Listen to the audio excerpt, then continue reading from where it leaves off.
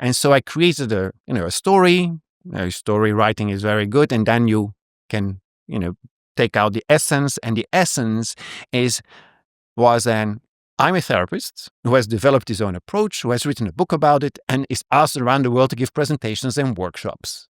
I wrote that phrase 25 years ago. Jeez. And that has been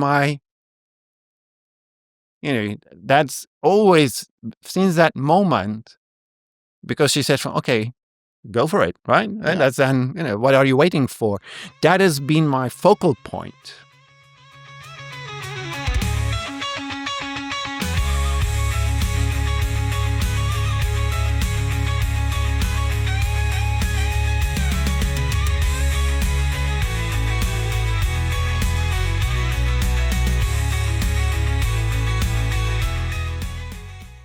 Good morning, Tom. Good morning, Bernard. We know each other long, but for our listeners and viewers, how do I need to see Tom if I ask you, what are your hobbies and what inspires you? So maybe first a little bit about what are your hobbies and then what inspires you. That's a very good question. Thank you, Bernard. What's my hobby? I think my work is my hobby. I created from that what I intrinsically feel that I need to do, that I do good. From that, I've made my work as an osteopath and writer and the Futures explorer. But all of that is also a hobby, because at the end of the day, you are, while you're writing, that is where I feel in my element and I'm getting inspiration. But if you would say okay, let's put that aside. And what do I really like aside from that? Well, I was trained as a chef, so cooking. Cooking is one of the passions in which I truly feel again in my element, and cooking for myself or my friends. Secondly, now as well with my girlfriend, we go on cycle rides, in and around Brussels, and really exploring that has become recently actually a hobby again. I used to cycle a lot when I was a kid, going to school and back. And I'm really finding the pleasure again to do that. And then, like also a passion is space exploration. Yeah. What's happening in that field, and keeping myself up to date with some of these fantastic, developments that are going on there. Uh-huh. Yeah, but apart from that, really to have a hobby. Work is a hobby. Work is life. My work is my life. Yeah. And I love it so much that, I can do it all the time. It's kind of the same for me. But I think this is nice to hear for a lot of people that hobby looks like something completely different. That's also why I wanted to start with that. But also your personal history is quite amazing, because as I understood, you were a chef. You did all those things on the big boats or ships or whatever you call it. Yeah. Maybe because to me, it is still amazing how you went from doing that to what you're doing for the last 10 years that I know you. Yeah. Trained as a chef, I actually never worked in a kitchen. Okay. Because after 7 years of catering school, so from 12 till about 19, in the last year we had to do a stage at a restaurant, and I found out that I didn't like it.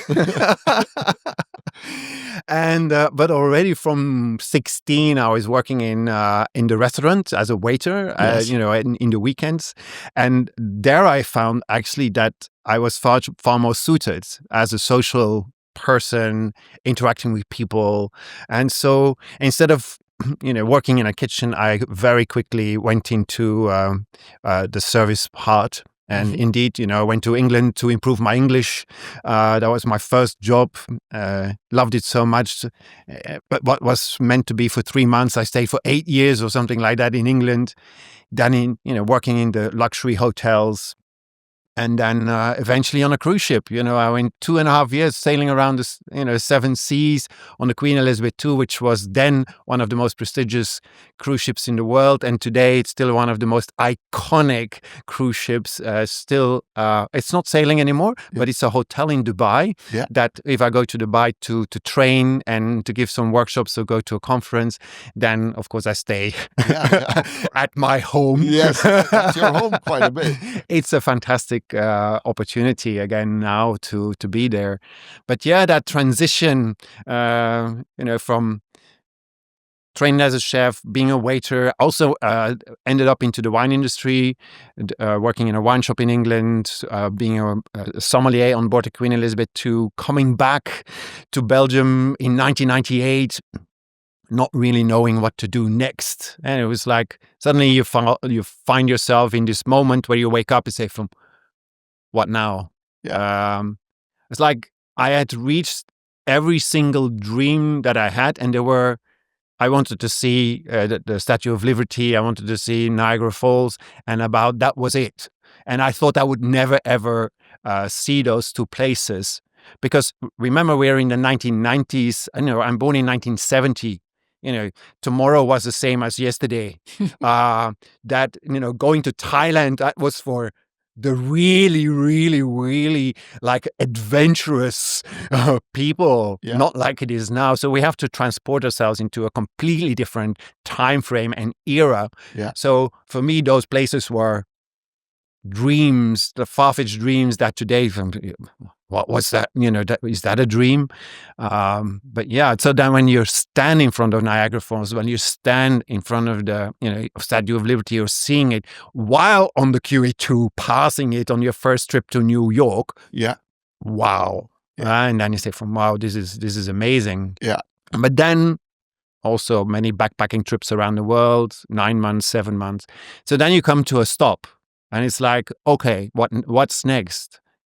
And I had tried like some kind of management positions in the, as an assistant manager in a restaurant, a leader supervisor on the QE2. And every time, 2 months later, I felt into like a depression, and I could not handle it.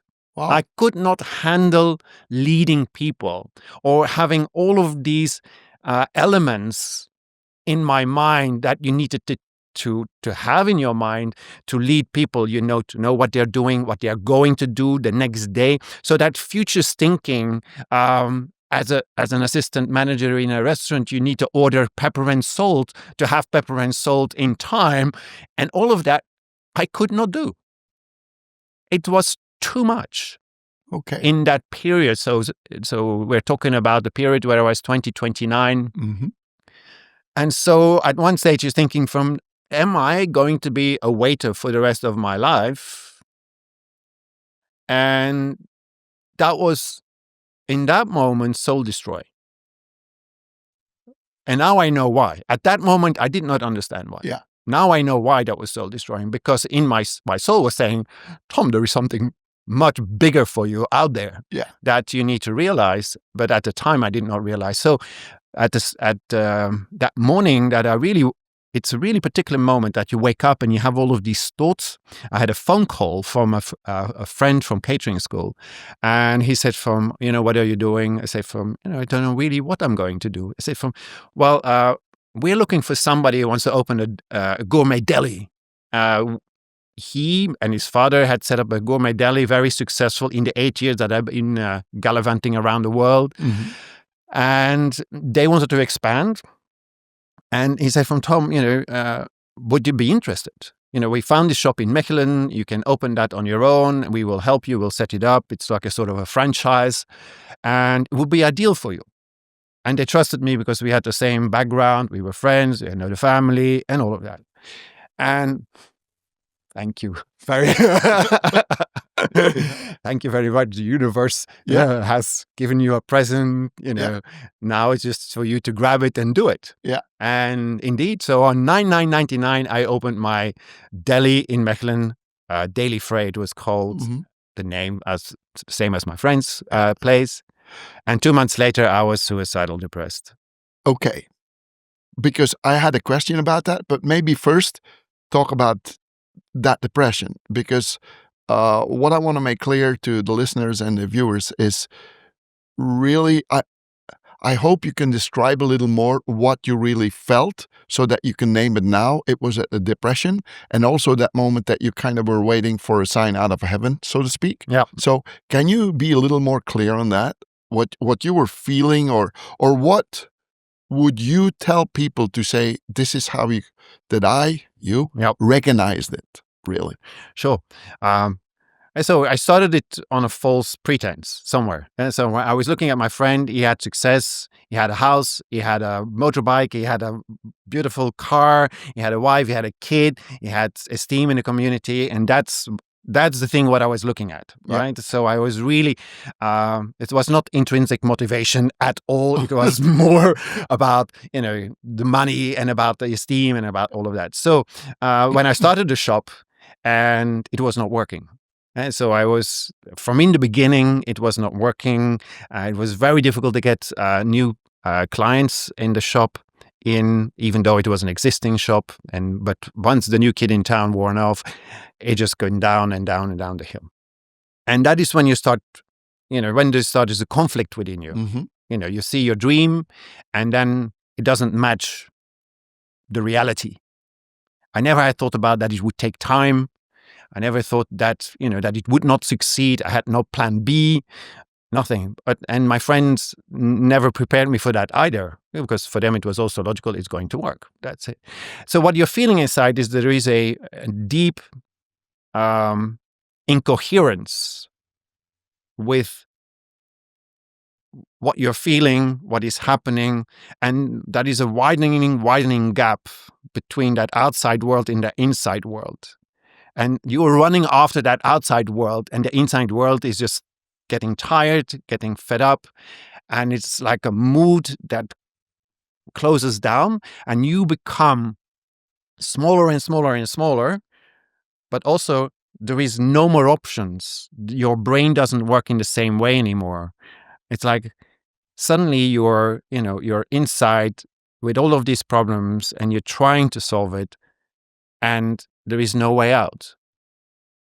And I call it imprisonment. Yeah. At least that's what you're assuming at that time. Yes. Right? Yeah. But it was a feeling inside, but at the same time, the shop was my prison because it had 4 walls. I was living there. I had to stay there. It's not like you suddenly say I'm going to go for a little walk. Yeah, no. Because, you're open from, let's say, 8:30 to 6:30, 7 o'clock in the evening. You had to be there. Yeah. And I had not the money to put somebody else in there. And so it's really like the blinders are going down and down and down, and the light just disappears out of you. And I kept it all to myself. Okay. And there is only... I only started to talk about it to the local pharmacist at one stage, because she's like, she saw something was happening. And I don't know if she asked about it, or, we had coffees together because we got along quite well. And that's where it all came out. Okay. It's that, the unhappiness. Mm-hmm. Which is a very crucial moment in your life then. It's a turning point. Yeah. It's a turning point to speaking to somebody. Yeah. I did not realize that. I also have a background, I must admit. So my mother has been ill all her life. She was taken up into care. So sometimes for months, she was into an institution, with depression and so forth as a sickness. Mm-hmm. And so in that moment, you're really thinking I'm going to be like my mom. Okay. And also, I saw that what they were doing, like she went to psychiatrist or at the time, or psychologists. Coaches did not exist at the time, right? Yeah. We're talking about the 1990s, early 2000s. And I saw that, that did not work. And I'm not ill, because in that moment when you're in a suicidal depression, you don't find yourself ill. Yeah. You don't find yourself that you need help. Yeah. Wow. And this is what I recognize also in my patients sometimes, that they're saying things to me and say man, you need help. Yeah. And that you don't see it yourself. So we also have to have a lot of empathy. And I have that empathy towards people that maybe are not seeking help. Mm-hmm. Because I know when you're in that situation, you don't think you need help, or you are scared about that you're a failure. You're not a failure, but this is how you feel. And who likes, that is very difficult to make that first step. But please make that first step. Because that one conversation, or the several conversations I had, that changed everything. Yeah. Because that led to another point and another point. Mm-hmm. Yeah, because as far as I know, then the next step in your life is also something that I don't think any of the spectators or listeners that are here witnessing this right now will think that was the next step, because then you started studying, I guess. Was that the... No, Okay. because there is one another person in between. Okay. Because one day, so she's called Anna-Marie, and I'm always, and every all my life I will be grateful to Anna-Marie, and what that she dared to walk into my shop one day with a little note with a name and a number, and she said, from here she will help you. And this was an astrologer that she had seen the day before, talking about at that time was like what we think about today is coaching. And so it's a psycho-astro consultant, somebody who is today also seen as a life coach. Yeah. We're talking again, early 2000, where coaching did not exist. No. And she said, she's going to help you. And I looked at her really with a lot of incredulity. What? An astrologer, isn't that for desperate people? And about a month later, I was sitting behind this large wooden desk in front of Elena, and she looked at me. It was like, I always remember, like, she didn't say hello. She just said, "What are you doing here?" And I was this very intimidating woman, right? Yeah, and I was looking at her, very intimidating. But it is with her, and so I went to her 3 times 2 hours. What those 3 hours, what, let's say 6 hours did, that changed. That was the next step of change, right? So you have the first step is my talking first, then Anna-Marie giving me that note. And I think that's courageous. It's courageous to tell somebody you need help. So, I get goosebumps, and I'm a bit emotional about this because, how many people see that people are in need, but sometimes they don't know what to do, but some people do know and they don't do it. Yeah. And so please help others, right? Help and say, maybe you need help even, or if I can help. That's a difficult word, but maybe it's like, go there. Yeah. Right. And it's not only seeing that somebody needs help, then you need to have the courage to go tell that person. And it's almost not telling, it's almost confronting. Yeah. Which is you need some guts to do that, or a super determination to do it. Exactly. And so I've been rewriting my first book, Futurize Yourself. And because, I've started writing it 10 years ago, and, I need some updates. And also because I've evolved and the process has evolved, that I'm seeing what Elena did with me. And it's basically 4 steps. So when she told me, "What are you doing here?" Well, if I look at my patients that come today, the first question is, "What are you doing here? What can I help you with?" Yeah. So we need to ask ourselves, what is it? And it's like a conflict. What is the conflict in us? We need to verbalize that. We need to put words to that. And also, what do we want? Yeah. Because it's all good to say what you don't want, but what do you want? That is more important. So I call it introspection. Yeah. Introspection. And from introspection, okay, what am I doing here? There is a conflict between, one part of me is going this way, the other part is going that way, and what I want is that way. That's what I'm doing here. That's what I said to her, literally. But then she said, okay, tell me your story. Okay, what are we doing here? We're going to do retrospection. And so to see from where does that come from? Yeah, exactly. And because there are so many times that we are looking at at our problem, and that if you really look at it, that comes from a isolated moments in your life in which you have suddenly, taken a loop and enlarged it in such a manner that it overwhelms. Yeah. And everything else you forget. So that means that there is a element in your life, you were on stage as a kid, they laughed at you, and for that moment said, from me on stage or as a speaker, never. And it's not going to be for me. Yeah. Or the crisis moments that I had on the ship, those crisis moments had also said from, no, management, I will never be able to do that. Futures thinking, it will never be for me. My God, that was then, that's not now. Yeah. Or that my dad said from, I can't be proud of you, you're good for nothing. Well, that was right for that moment. But I kept it on and said, okay, then I will be good for nothing for the rest of my life because my shop was failing at the time. Mm-hmm. So I proven to myself, he's right. But no, he's not right. It's, and that is what you do in retrospection. You're going to see what is happening.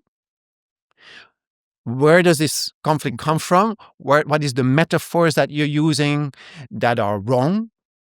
And also giving more weight to whatever you're not paying attention to. Yeah, exactly. Which is a bigger part. Yes. That you need to recognize.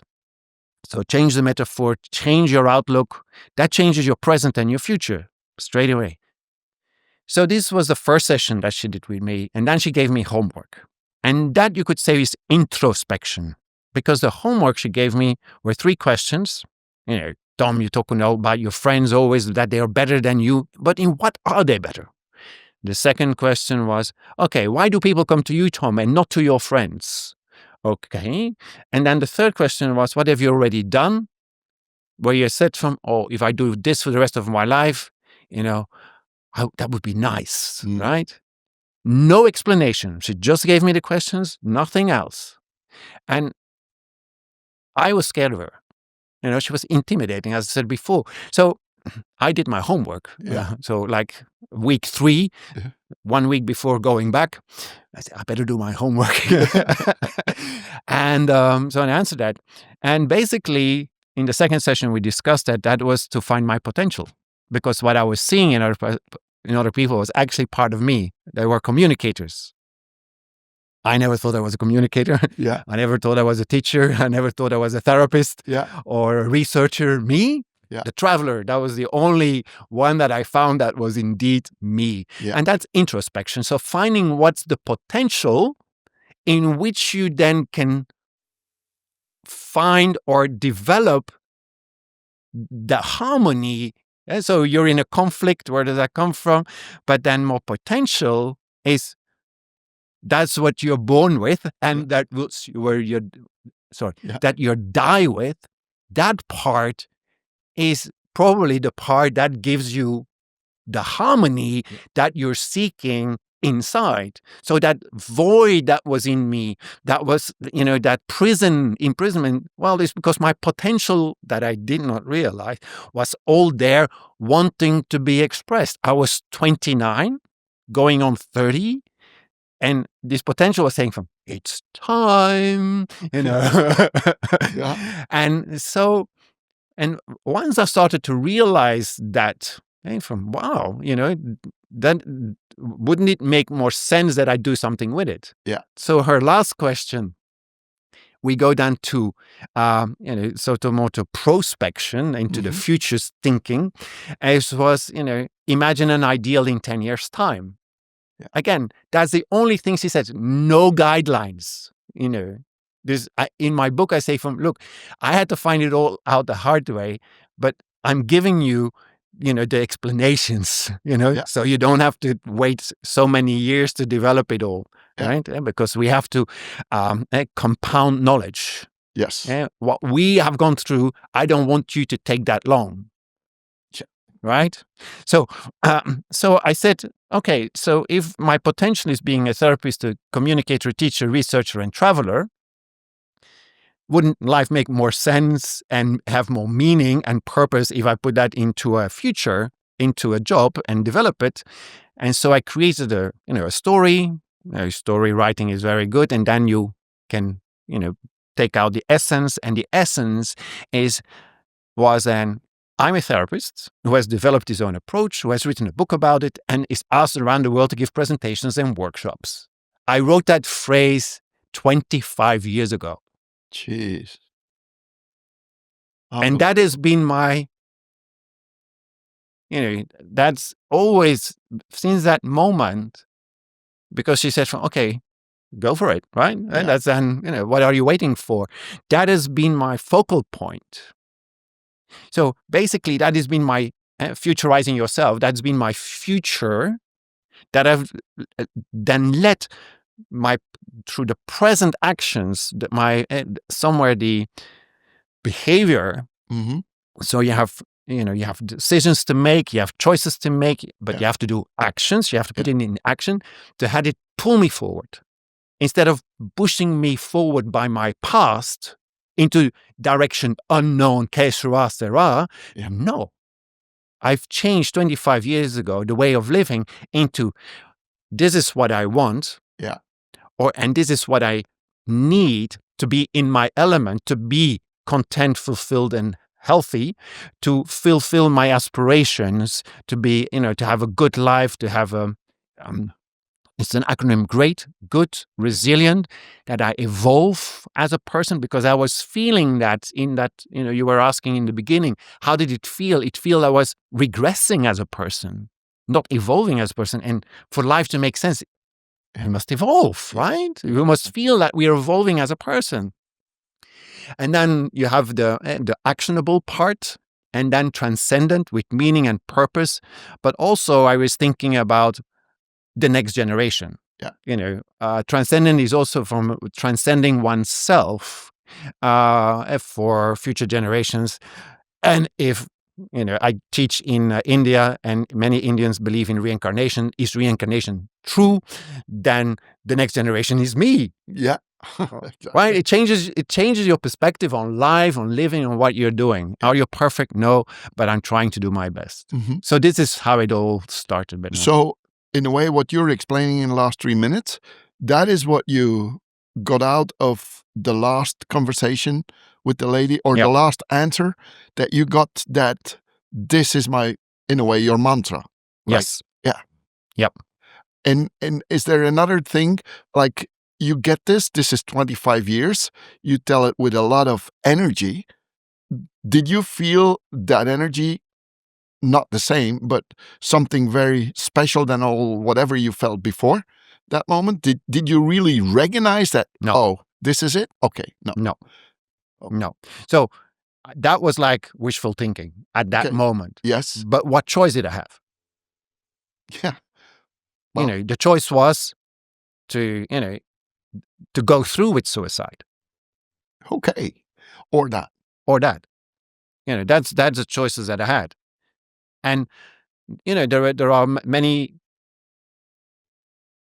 elements that I knew, for example, and this may be very personal, but I'm sharing it anyway, because I knew if I would do it, my mom would get the blame.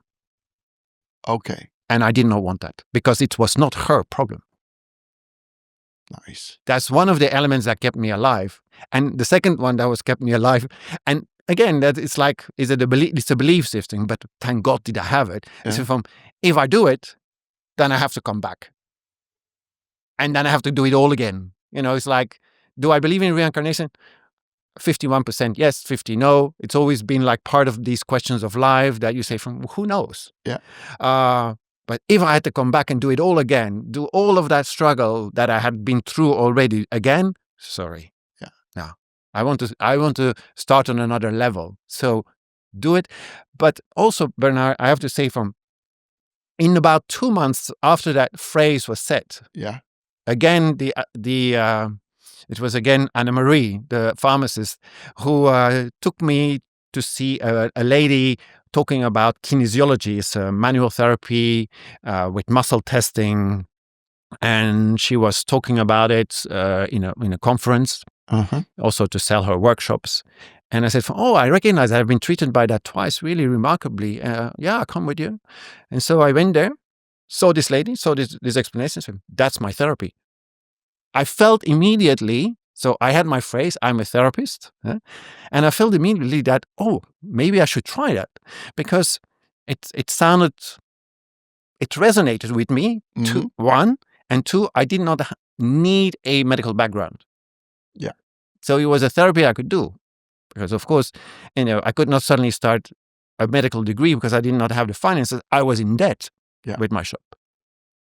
And as soon as I saw that, and then I booked myself into her for a workshop, and the first or the second lesson, she said to me, "Have you done this before?"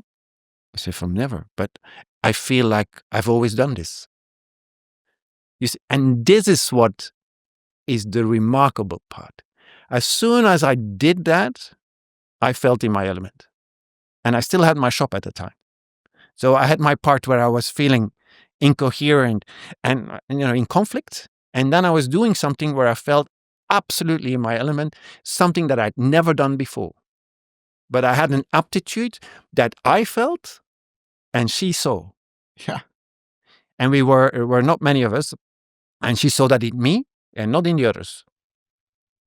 And remember question 2 of the astrologer who said, why do people come to you, or what do people say about you? And today, it's still one of the elements that I'm listening.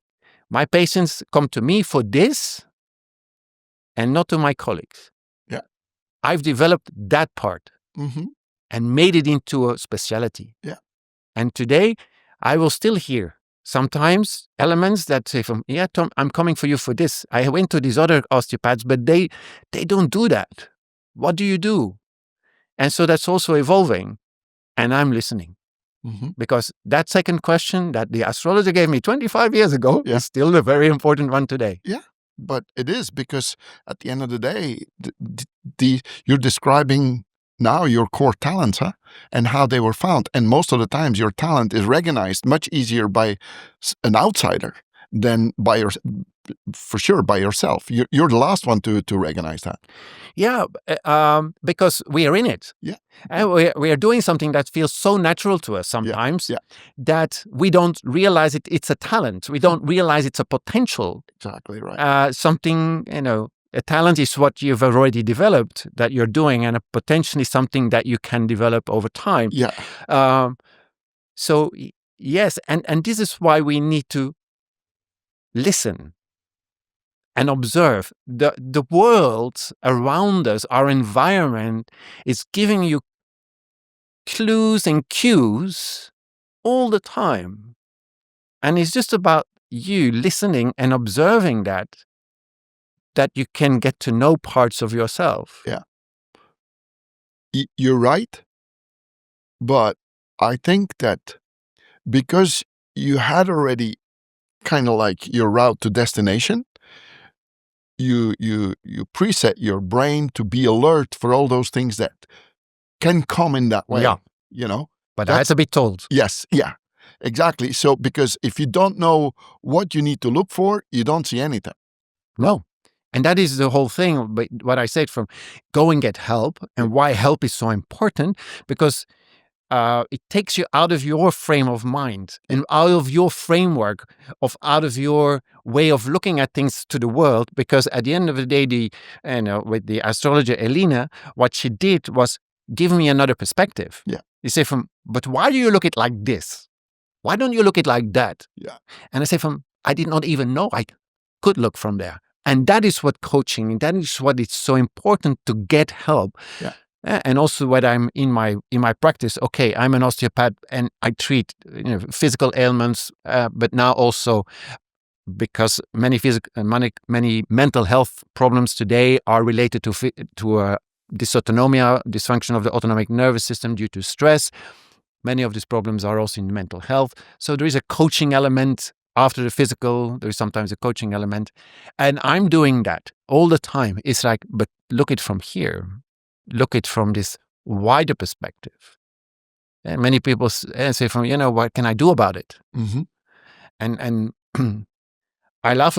Sometimes I start laughing nervously a little bit, because it's such a big question. Yeah. Because I know now that that our individual problems stem from an evolutionary problem. Yeah. So it's a much, much bigger problem. And how do I bring that about in about a couple of minutes? Yeah. It's sometimes very challenging. Yeah. But we are in a fantastic era, but a very challenging era. And I've been talking about a conflict between biology and culture for more than 10 years now. Yeah. And in science, they call it now an evolutionary mismatch period. Why exactly do you call it a fantastic era now? Because it's full of opportunities, Okay. and it's also, I'm not afraid. I'm seeing that there is change. I'm seeing that there is a lot of turbulence going on, and the future scenarios are chaotic. But I know that no matter what scenario plays out, I have my DNA for my future. And the DNA for my future is that what does not alter and will always be there and can be expressed in different ways. Nice. Right? And so that DNA for my future is what? Like a helix. You have the bonds, which is my potential. I will always be a therapist, communicator, teacher, researcher, and traveler. And the strands is health and well-being. What do I want to feel? I want to feel content, fulfilled, and healthy. And I have my aspirations, good, resilient, evolvable, actionable, and transcendent. So that's a structure that will always be there. So today that is expressed as me being an osteopath, a teacher. Mm-hmm. I've developed the reset approach for autonomic resetting, and I bring that to manual therapists so that they can bring that into the manual therapy, because today most problems are not from a physical trauma, but stress related. So it's out of the biomechanical. You need to do autonomic resetting before the biomechanical within one session. Yeah. But for example, if I'm 80 or 90 and I'm in a retirement home, I'm still a therapist. Yeah. And I'd be probably listening to the nurses because they will find me. All my life, people have found me about their problems. When I was younger, before I met Elina, I thought I was like a bin bag, loaded off at Tom's. And I saw that why people come to me with these problems all the time. Yeah. I've got my own. And I really saw it as something very negative. Yeah. Until she said, but Tom, you're a therapist. Yeah. You're a born therapist. So people will always do that to you. So at 90, if I'm 1,000 years old, who knows with longevity, wherever we get to these days, it will be part of me. Yeah. People will find me. Yeah. So I know that whatever happens, I need to look at that potential and how can I express that in a different way, and also in alignment with the needs of that moment. Yeah. That's when I talk about talents, that's the context. That's where the place where you are and where you can serve and do things and make your talent shine. Exactly. And once you know those talents, and also when you have to, you lose your job, or, today due to AI and so forth, many of the jobs you need to reskill and upskill. Yes. But once you know your talents, upskilling, it's that's great. Yes. Because within your talent, upskilling feels not like something alien. Yeah. And it makes you, it's okay. Yeah. But you need to know it, because for that talent that you have, you're here on earth in this moment, for those combination of talents that you are born with, there is always something that you can do with that. Yeah, exactly. But it's not the way you were doing it, but you will express it in a different way. And that is why the DNA is so important to have that. When you know those talents, when you know those side bits, because talents are very objective. Mm-hmm. Health and well-being, what you want to feel and your aspirations is subjective. Yeah. But they're one. They cannot go without the other. No, exactly. Because, again, if you don't know what you want, how can you get there? Yes. If you don't know, if you're always going to say from this is what I don't want, you're going to only show avoidance behavior. That doesn't lead you anywhere, avoidance behavior. Mm-hmm. Because it will give you more angst. It will actually create worse scenarios. You need the positive mindset. It's not for nothing that it's called a positive mindset. No. You need to be aware of dangers. Mm-hmm. You need to be aware of future scenarios that are good and that are also, that the ones that that are undesirable. Yeah. You have probable, you have, and I prefer, you have the preferable, you have projected futures. Yes, you need to be aware of them, Mm-hmm. but it's not for steering away from them. Uh-huh. Just be aware, and then to say okay, if this, then that. And it becomes a mode of living. In the beginning, it seems overwhelming, it seems a lot. Just start with that first step, like I did with my first step was, I'm a therapist. Okay. Oh, there is this lady doing a presentation about kinesiology. Let's go there. Oh, my first step, next step. Yeah. Oh, I resonate with that. I go to the course. And then she said, if you like this, you should do that. Okay. Next step. Mm-hmm. What I'm telling here is 25 years of doing it. Yeah. But I've become it. Yeah. And it's only now that I'm realizing, because of writing books and rewriting the books and articles, that I'm seeing how much that is ingrained in me and how much that has become my behavior. Yeah. Like my mindset, my life. Yeah.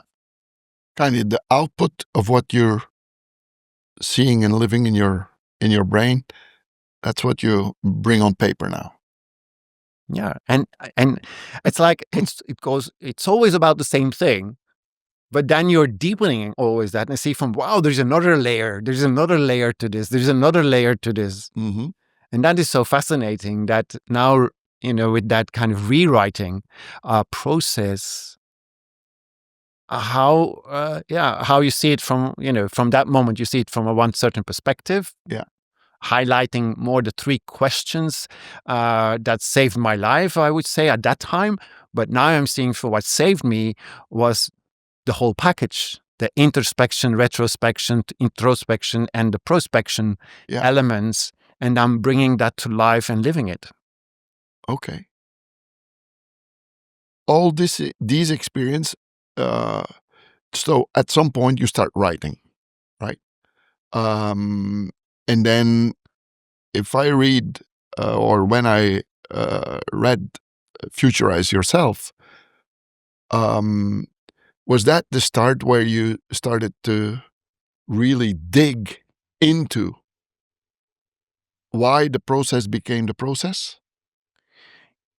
Yeah, because I never was told the process, and I never was given a guideline or something like that, just the coaching. And then at one stage, pun intended, I was standing on a stage in Italy as an instructor, talking about the reset approach and about my life and how I got there. And in that moment, I was really had that kind of flashbang moment. Wow, I'm here. That what I said, it was like 14 years later, that what I had set out, I was actually doing. Yeah. I was teaching. Yeah, I was a therapist. I was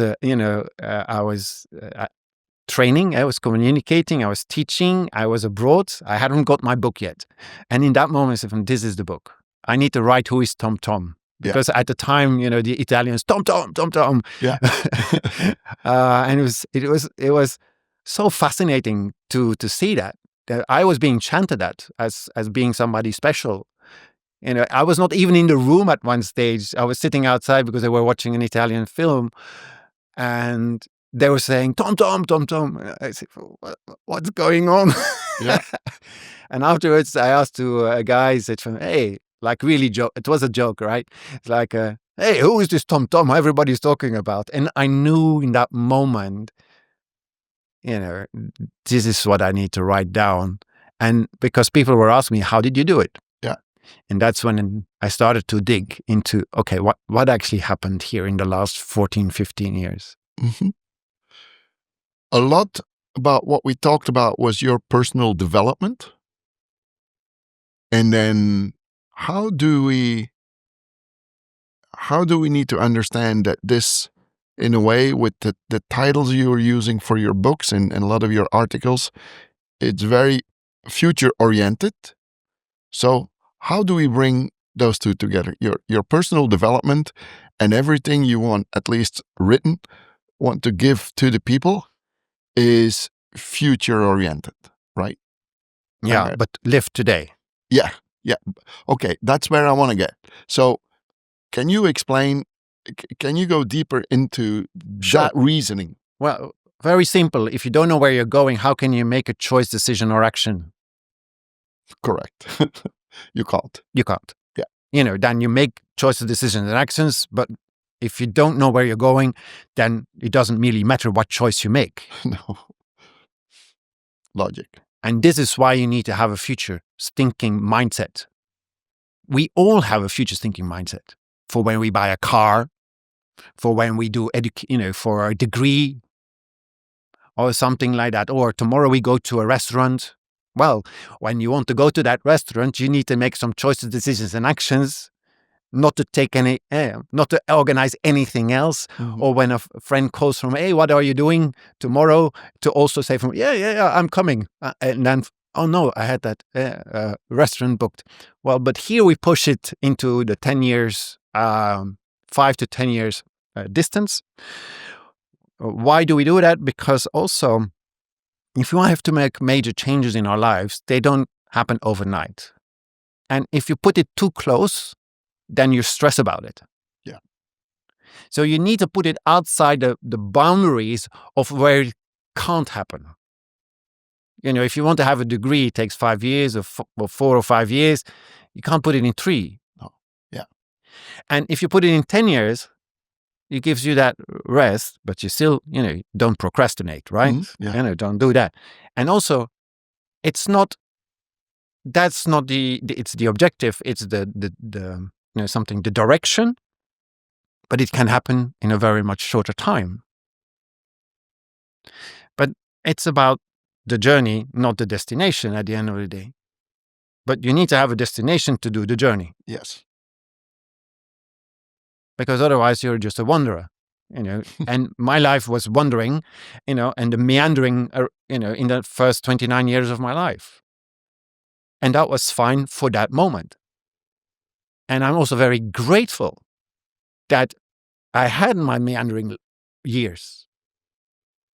But once consciousness knocked on my door and said, now it's time, I needed to act.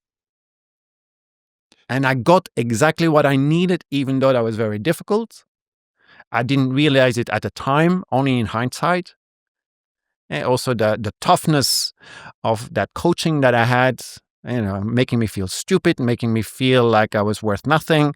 But all of that was done, and I feel today was perfect for me. I needed that. I needed that kick up my backsides. Mm-hmm. And I needed somebody said, slap. And that discovery, that's directly and indirectly the source of your energy, even sitting here today and talking about it. Definitely.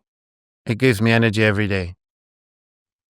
And I'm describing it as, and many people are asking me about this question about, how do we avoid stress or something like that? You can't avoid it. But at the moment, we need to take care of our biological footprint. And what is our biological footprint? Well, it's like the ecological footprint. If you demand too much from Earth that the Earth can resource, you have problems. Yeah. Well, the biological footprint is the same thing. again, during writing, I suddenly discovered, oh, biological footprint, that's a nice term. And it means the same. If you take on too much, if the demands are higher than your resources, problem starts. And part of my biological footprint is my DNA for the future, so that I can, I can actually make better choices, decisions, and action, but also that I don't try to flatline myself with all the options, because there are too many options. And you have this something like fear of missing out. It's an evolutionary thing, and that we don't want to, we don't want to miss out on things. We see food, we need to eat that now. 99% of our evolution, that was a perfect way of living. And that 1%, it has become a problem. Because evolutionary wise, we have not changed over the last 10 to 12,000 years, because that's like 1 second or a couple of seconds on a 24-hour clock of our evolution. That's not how our DNA changes. And so with having a biological footprint, or thinking about this biological footprint, what are the elements that are influencing and putting demands on me? Well, probably too many. And my DNA for the future has reduced that. And then I have to also see from what resources me. Well, being my potential and doing what I love doing, well, that resources me. But I still have to be careful. Not to burn myself out doing what I love doing. That can happen too. Yeah, exactly.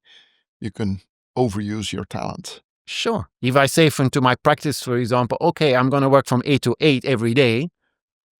Well, after 2 months, I will be KO. No, I have to schedule my day. My morning, that's for my writing. And for emergencies. People can call me. And in the emergencies, I will liberate that time. But my morning, normally till 12 o'clock, because I'm in my practice at around 7:30.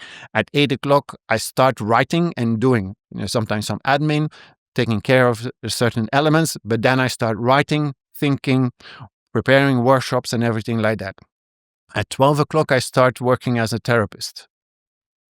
If I don't give myself that writing time for me, then I write nothing. And then I get frustrated because the communicator teacher in me will be very frustrated. No. I need to give that time.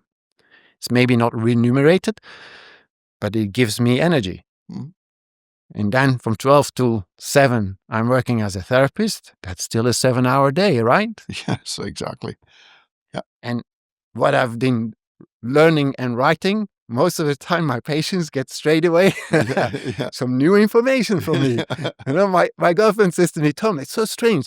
People come to you in your office and the first thing they ask, Tom, how are you? And what have you been doing? Isn't it about them?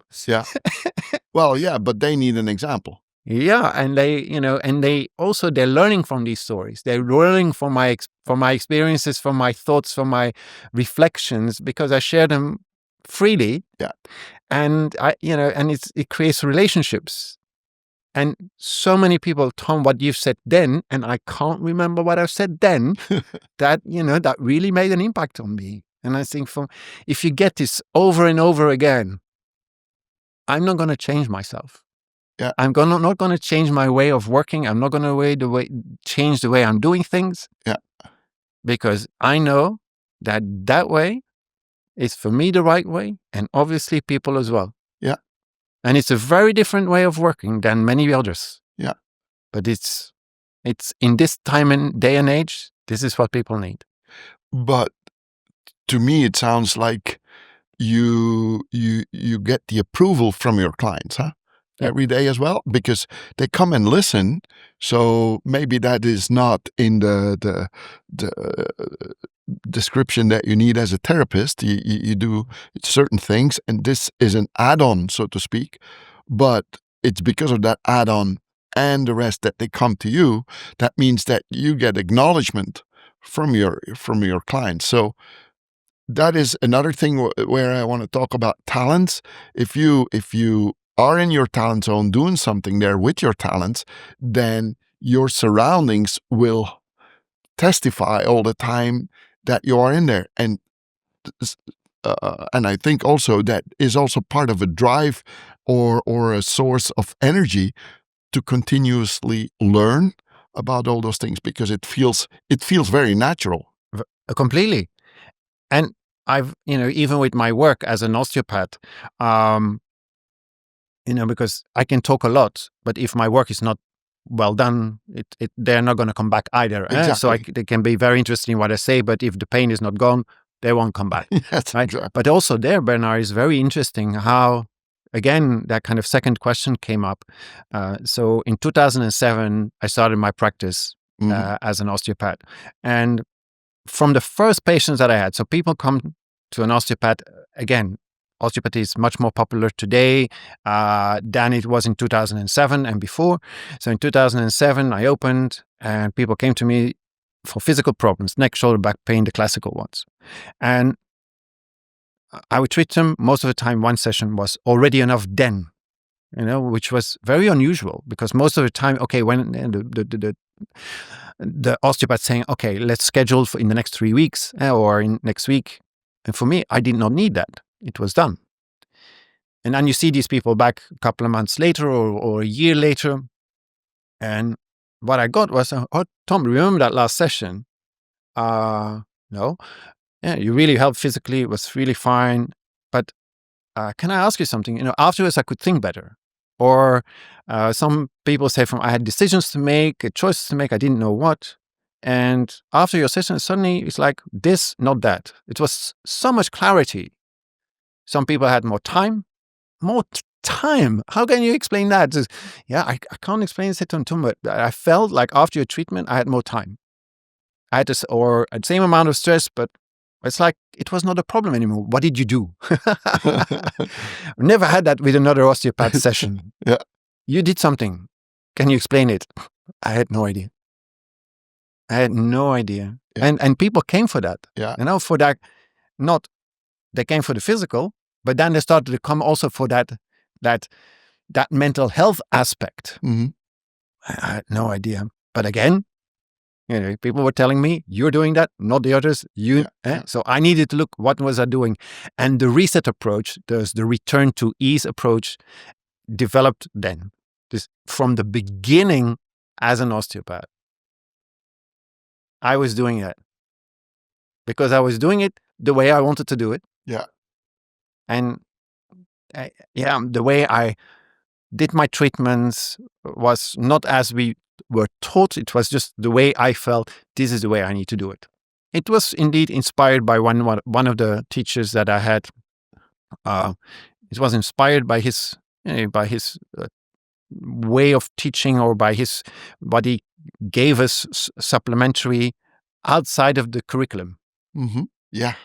Yeah, because he gave us things outside of the curriculum. Yeah. And now that I'm talking about this, I'm doing from, oh, Tom, that's what you're doing as well. Yeah. You're doing the osteopathy. That is like in the curriculum of osteopathy, but then you're doing so much outside the curriculum of osteopathy. And that is where people are taking things away from. And I just had this connection. Yeah. I never thought about this before. I always knew that he was important, but it was because I knew it was things that he was not in his curriculum, but actually I'm doing the same thing. But it's maybe too simplified, but I think it is because you are doing something with what you know. So it's not only knowledge. And the doing is also comes with your heart, with what your entire being commands you to do with what you know.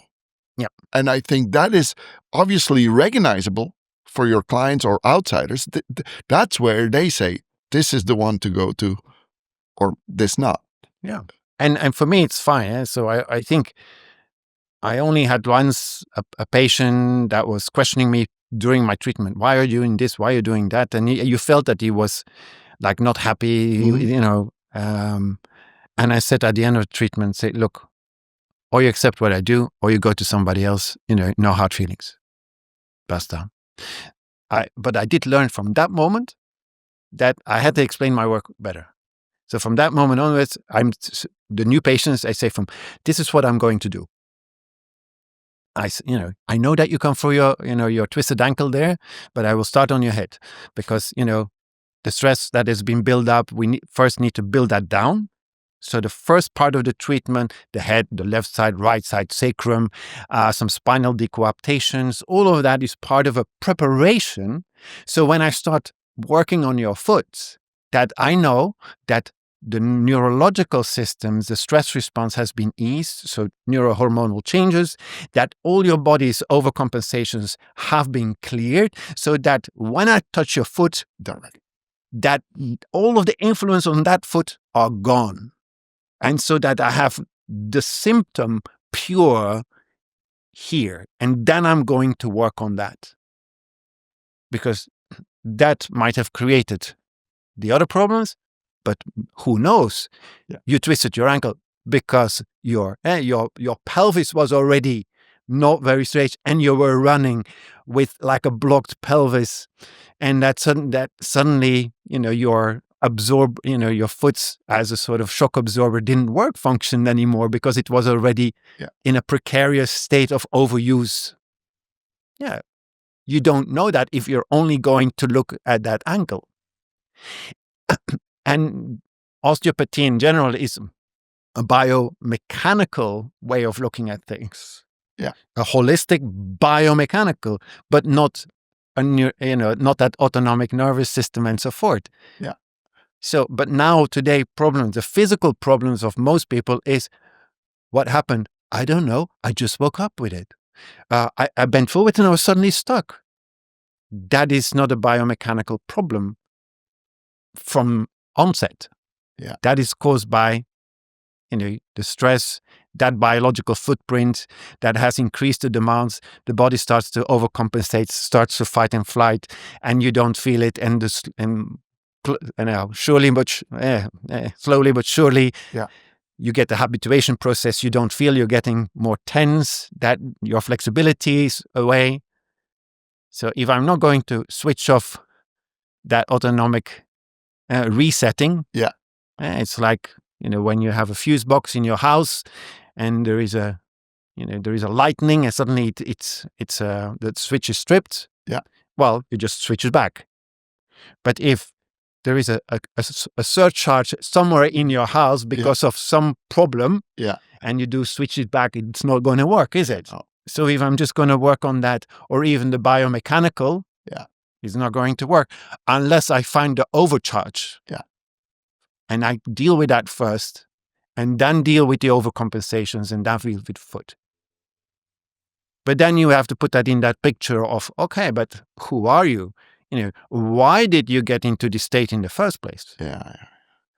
And that's where that biological footprint or, life change units. I work in Brussels, so you get a lot of people that work at the commission. A lot of people are new. They come with their whole families.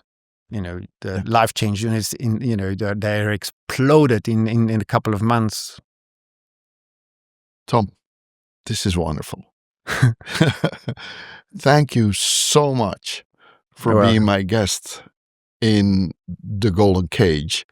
And I love your story, and we will for sure have another episode with you. Thank you so much.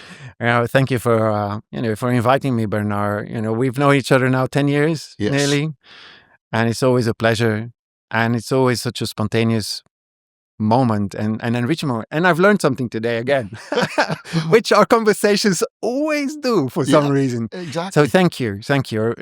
I really always appreciate it to be with you. Likewise. Thank you.